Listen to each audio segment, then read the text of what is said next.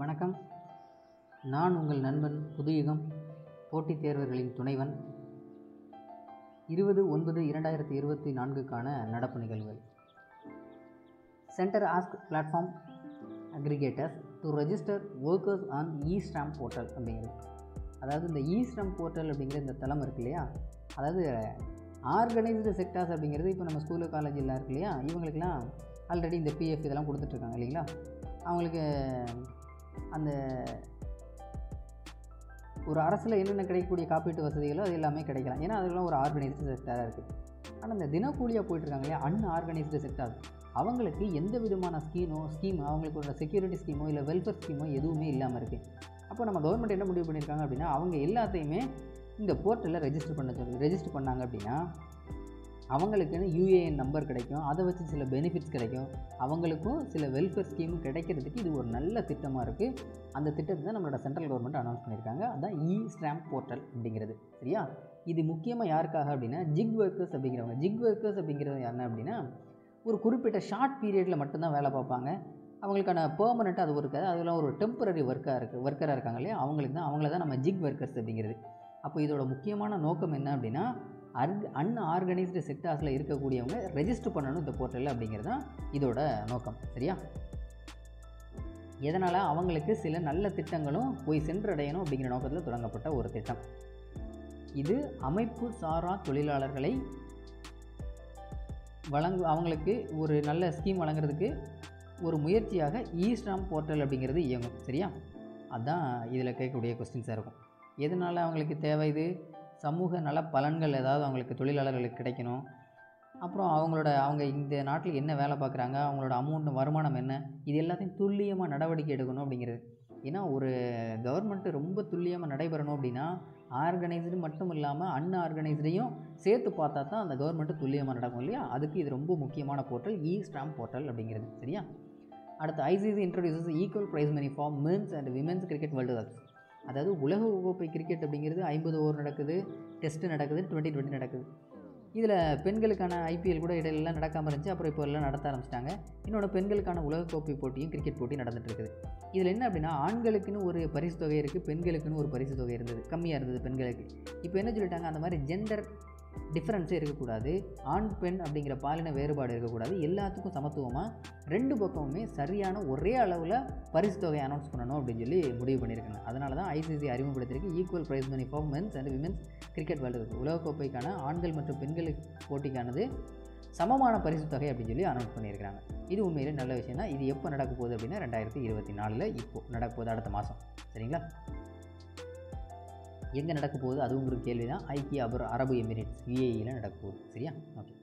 அடுத்து India's export strength 9.3% in August, trade deficit at 10 month high. அதாவது இந்த trade deficit அப்படிங்கிறது என்ன அப்படின்னா, எப்போதுமே இம்போர்ட் அதிகமாக இருந்து எக்ஸ்போர்ட் கம்மியாக இருந்தால் அது ட்ரேட் டெஃபிசிட். ட்ரேடு சர்சார்ஜ் அப்படிங்கிறது என்ன அப்படின்னா, இம்போர்ட் கம்மியாக இருந்து எக்ஸ்போர்ட் அதிகமாக இருந்தது அப்படின்னா ட்ரேடு சர்சார்ஜ். சரி, இப்போ இதில் ட்ரேடு டெஃபிசிட் நல்லதா சர்சார்ஜ் நல்லதா அப்படின்னு கேட்டால் சர்சார்ஜ் தான் நல்லது. அப்போ சர்சார்ஜ் பண்ணணும்னா என்ன பண்ணணும், எக்ஸ்போர்ட்டை அதிகப்படுத்தணும், அவ்வளோதான். இப்போ நம்மளோட எக்ஸ்போர்ட் என்ன இருக்குது, குறைஞ்சிருக்கு, 9.3% குறைஞ்சிருக்கு. இதை கூட்டணும் அப்படின்னா இந்த ட்ரேட் டெஃபிசிட் அப்படிங்கிற ஒன்று இல்லாமல் போயிடும். சரியா? இதுக்கு முக்கியமான காரணம் என்ன அப்படின்னா, சைனாவோட டிமாண்ட் அப்படிங்கிறது நம்மக்கிட்ட வாங்கக்கூடிய பொருட்களில் டிமாண்டு குறைஞ்சிருச்சு. அப்போ நம்மளோட எக்ஸ்போர்ட்டு குறைஞ்சிருச்சு. இன்னொன்று, நாம் ஆல்ரெடி இம்போர்ட் மற்ற நாடுகளில் வாங்கிட்டு இருக்கோம் இல்லையா, அந்த இம்போர்ட் கூறிடுச்சு, எக்ஸ்போர்ட்டு குறைஞ்சிருச்சு. அதுதான் மிகப்பெரிய பிரச்சனை. ஓகேவா? அது எப்போது, அந்த ஆகஸ்ட் மாதத்தில் இவ்வளோ பெரிய டெக்லைன் எடுத்திருக்கு. அடுத்து banks and FIs to invest ₹32.5 trillion in renewable energy by 2030. அதாவது 4வது ரீஇன்வெஸ்ட்மெண்ட் மாநாடு நடத்தினது யார் அப்படின்னா, ministry of new and renewable energy and confederation of Indian industry, leading renewable energy developers, manufacturing companies, banks and financial institutions pledged close to 386 billion, அதாவது ₹32.45 trillion to develop renewable project by 2030. அதாவது இந்த உலகமே எதை நோக்கிட்டு இருக்குது அப்படின்னா sustainable environment தான். அப்போ அதுக்கு என்ன பண்ணுறது, முடிஞ்ச அளவுக்கு இந்த மாதிரி ரெனியூவபிள் எனர்ஜி சோர்ஸை நம்ம பயன்படுத்துறது நல்லது. ஏன்னா நான் ரெனியூவபிளாக பயன்படுத்தணும்னா அதெல்லாம் முடிஞ்சு போச்சு அப்படின்னா திரும்ப கிடைக்க போகிறதில்ல. ஆனால் அந்த ரெனியூவபிள் அப்படிங்கிறது அதுவும் சஸ்டைனபிளாக இருக்கக்கூடிய ரெனியூவபிள் எனர்ஜி சோர்ஸை நம்ம பயன்படுத்தணும்.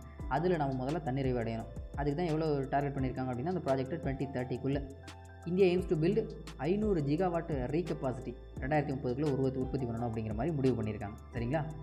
அடுத்து வங்கிகள் மற்றும் அதான் எஃப்ஐஏக்கள் 2030 புதுப்பிக்கத்தக்க எரிசக்தியில் ரூபாய் 32.5 ட்ரில்லியன் முதலீடு செய்ய வேண்டும் அப்படின்னு முடிவு பண்ணியிருக்காங்க இந்தியா. சரிங்களா. அது 2030 நம்ம இந்த அமௌண்ட்டை எட்டணும் அப்படிங்கிறது. India and US explore enhanced energy cooperation, அதாவது 2024 கேஸ்டெக் அப்படிங்கிற ஒரு மாநாடு நடந்தது.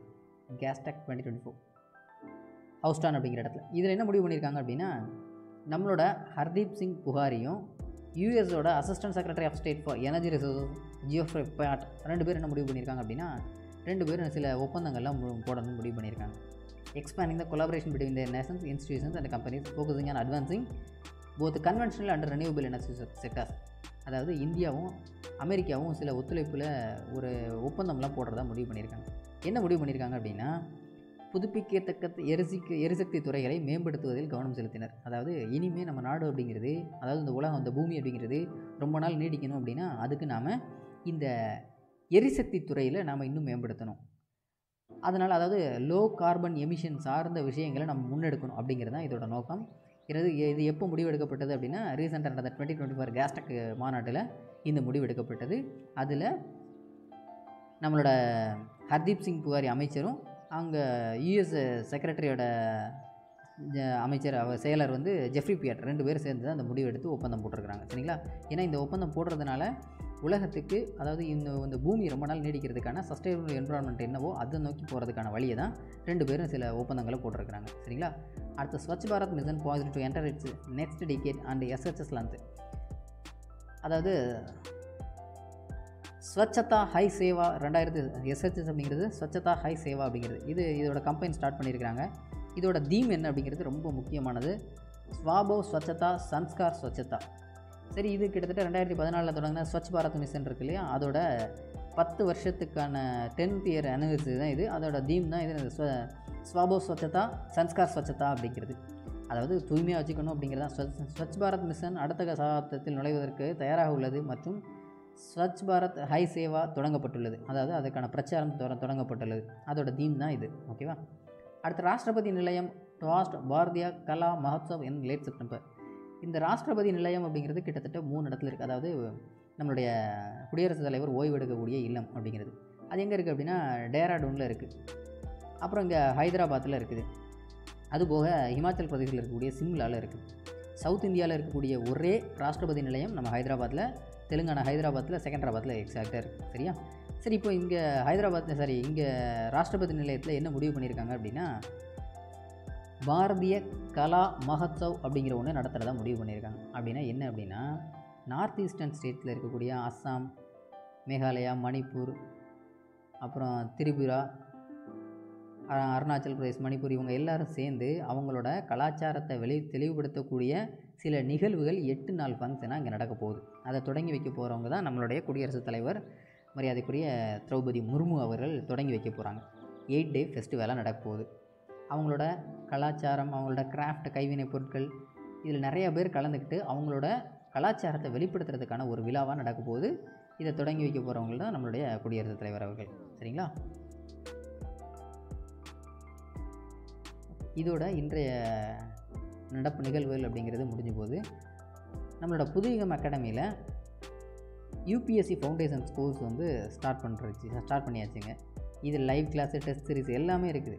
இதில் ஜாயின் பண்ணணும்னு விரும்பக்கூடிய மாணவர்கள் இந்த QR கோடை ஸ்கேன் பண்ணி நீங்கள் தாராளமாக என்ரோல் பண்ணிக்கலாம்.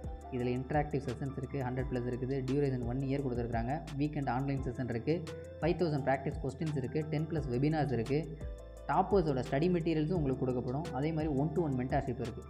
இவ்வளோ ஃபெசிலிட்டியோட, இவ்வளோ ஆஃபர்ஸோட நம்மளோட கோர்ஸ் ஸ்டார்ட் ஆகுதுங்க. யூபிஎஸ்சிக்கான ஃபவுண்டேஷன் கோர்ஸ் தாராளமாக நீங்கள் இதில் ஜாயின் பண்ணிக்கலாம். சரிங்களா. ஓகே, ரொம்ப நன்றி. மீண்டும் அடுத்த நாளில் சந்திக்கலாம்.